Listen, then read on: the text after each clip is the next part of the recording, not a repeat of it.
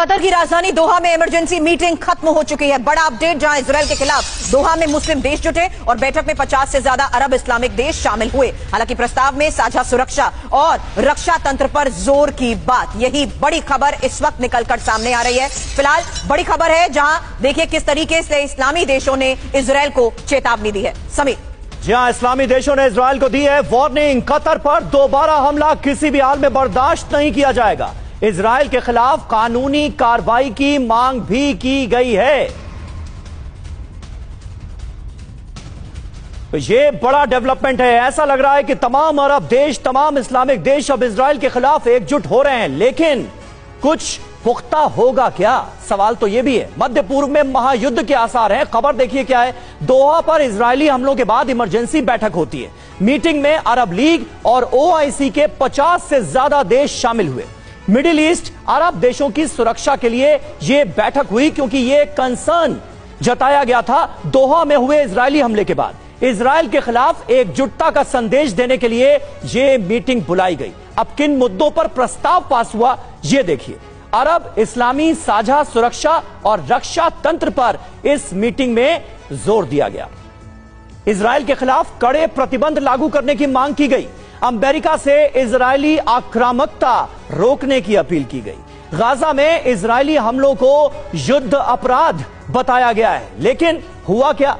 लगातार गाजा में इजरायल की तरफ से हमले तो किए ही जा रहे हैं। तो ओआईसी मुल्क आपस में मिलकर, 57 मुल्क आपस में मिलकर जो प्रस्ताव पास कर रहे हैं, उसका ग्राउंड पर कोई असर होता दिखता नहीं। और अब इमरजेंसी मीटिंग को लेकर खबरें आ रही हैं, जहां आपको बता दें कि इमरजेंसी मीटिंग में कतर के अमीर ने कहा युद्ध विराम वार्ता विफल करने के लिए हमला और ईरान समर्थित देशों के खिलाफ रणनीतिक हमले। इजरायल ने गाजा को रहने लायक नहीं छोड़ा है। इजरायल के खिलाफ अरब इस्लामिक एकजुटता जरूरी। और कतर मीटिंग में मिस्र के राष्ट्रपति का बयान, इजरायल इस क्षेत्र में जंग का अड्डा बनाना चाहता है। फिलिस्तीन को एक पूर्ण देश की मान्यता दी जाए, ये कहा है मिस्र ने। और कतर में इजरायल के खिलाफ बड़ी तैयारी, जहां ईरान ने मुस्लिम देशों से इजरायल से रिश्ता तोड़ने को कहा है और मुस्लिम देश एकता बनाए रखें। तो आर्थिक मदद रोकनी होगी इजरायल को, बातचीत के सारे रास्ते बंद करने होंगे, सिर्फ भाषणबाजी से काम नहीं चलेगा। ये ईरान के राष्ट्रपति पेजेश्कियान कहते नजर आए इस मीटिंग में। दोहा में जो इमरजेंसी मीटिंग हुई, उसमें और नेताओं ने क्या क्या कहा, इसकी पूरी डिटेल आपको दे देते हैं। ईरान के राष्ट्रपति पेजेश्कियान को आप सुन रहे थे। इजरायल से मुस्लिम देश रिश्ता तोड़े, जितने भी मुस्लिम मुआलिक हैं वो इजरायल से रिश्ता तोड़े, ये उन्होंने कहा है।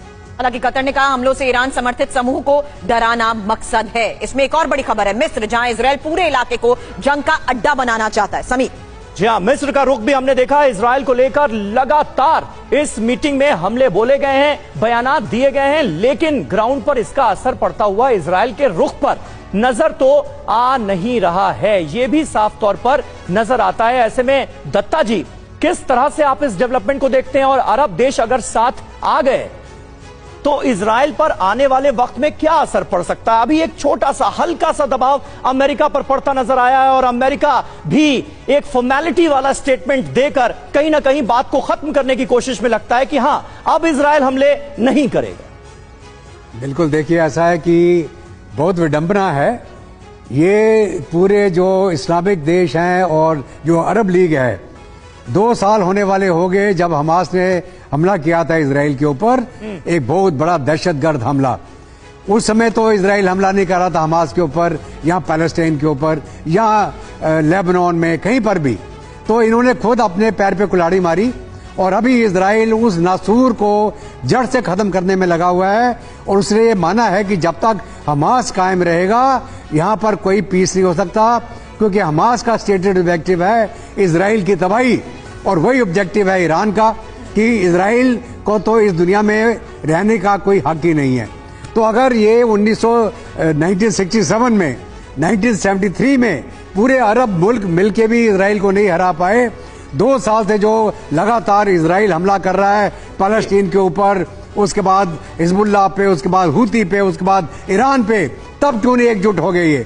ये एकजुट हो ही नहीं सकते। ठीक बात है। इनके अपने अपने इजराइल इंटरेस्ट को लगातार एक के बाद एक नए नए फ्रंट्स खोलता हुआ नजर ही आ रहा है और गाजा को तो पूरी तरह से फ्लैटन करने पर आमादा है। अभी जो इरादे नजर आ रहे हैं वो तो गाजा पर संपूर्ण कब्जे के